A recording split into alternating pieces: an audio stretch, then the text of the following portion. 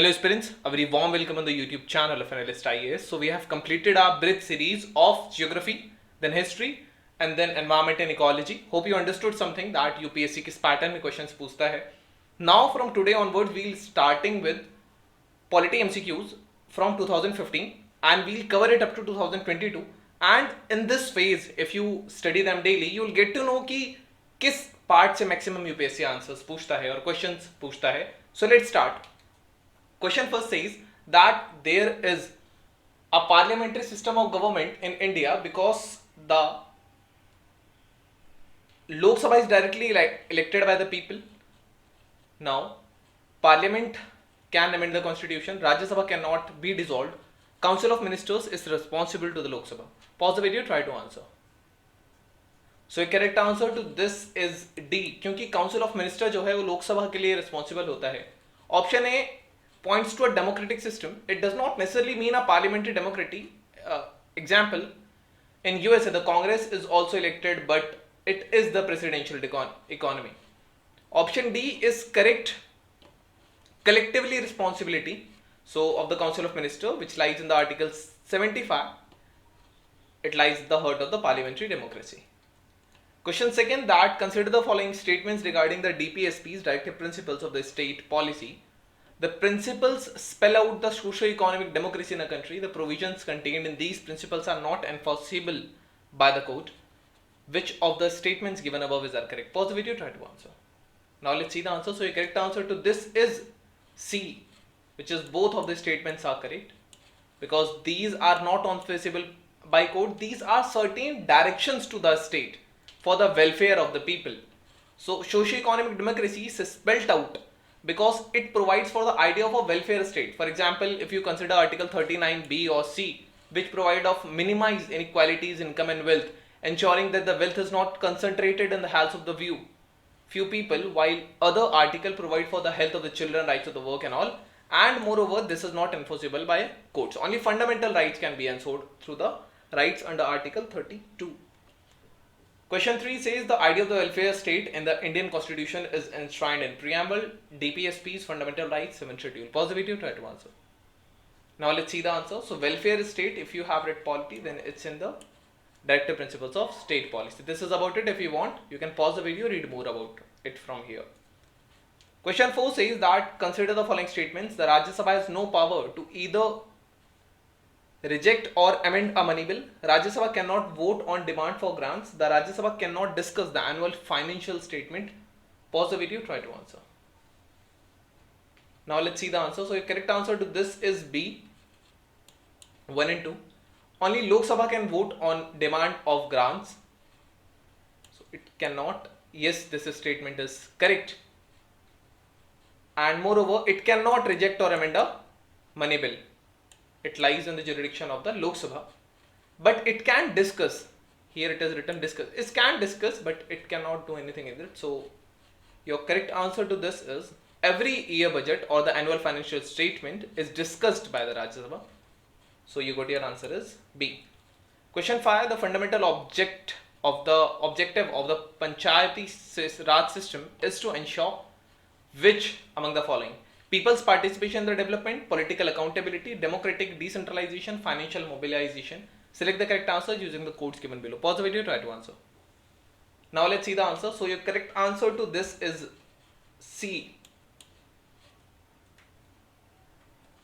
Was it so because financial mobilization Panchayati Raj system का objective नहीं था, political accountability भी नहीं है. The correct answer is कि ज़्यादा से ज़्यादा लोगों का पार्टिसिपेशन हो सके, इसीलिए पंचायती राज सिस्टम है, म्युनिसिपैलिटी सिस्टम से डेमोक्रेटिक का डिसेंट्रलाइजेशन होगा.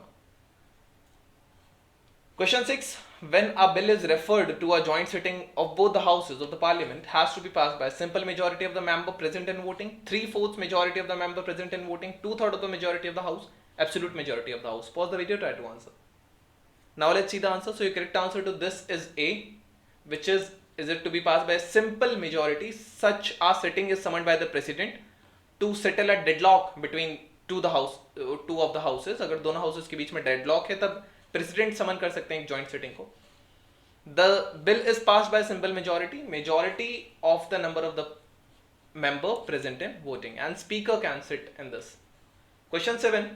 to uphold and protect the sovereignty, unity and integrity of India is a provision made up in preamble, DPSP, fundamental right or fundamental duties. Pause the video, try to answer.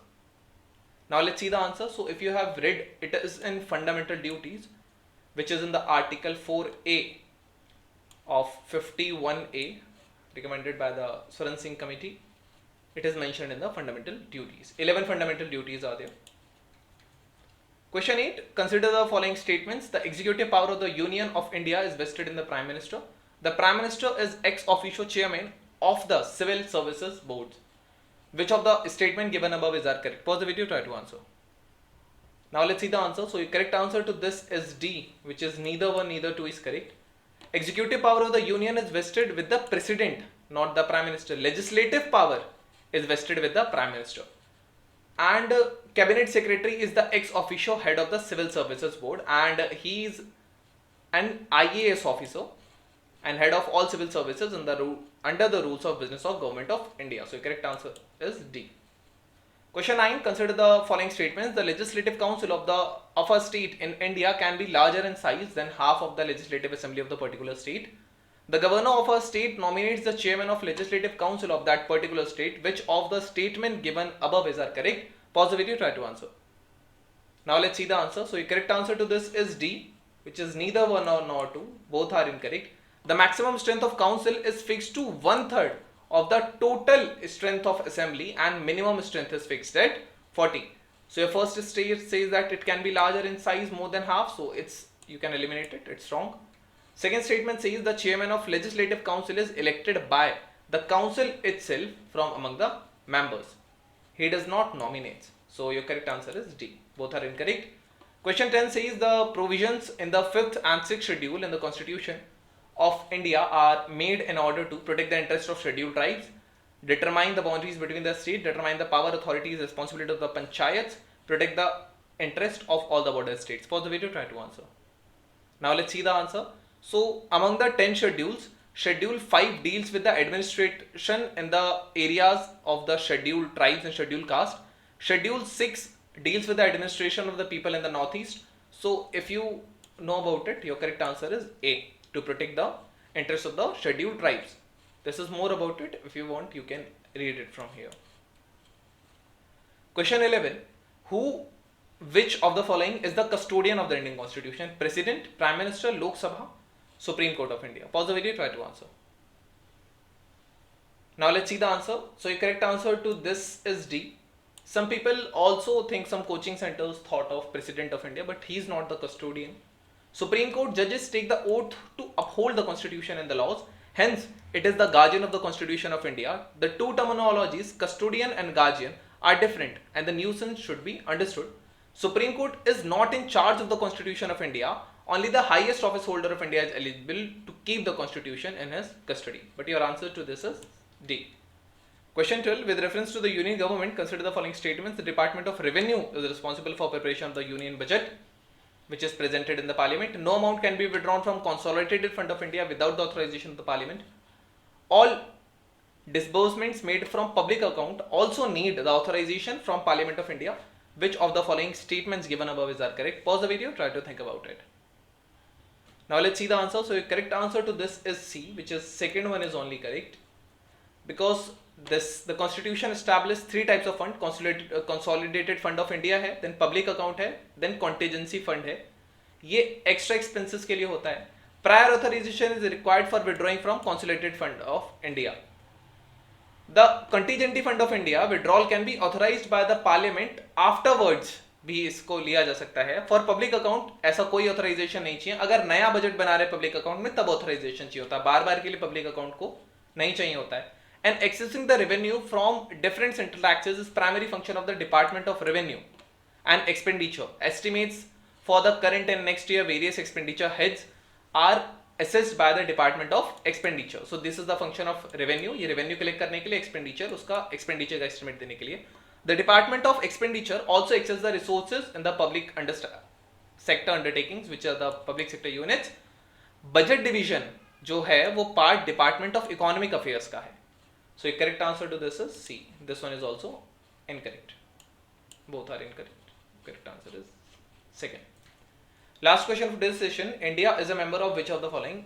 Asia Pacific Economic Cooperation, Association of Southeast Asian Nations, East Asia Summit. Select the correct answer using the code given below. Pause the video, try to answer.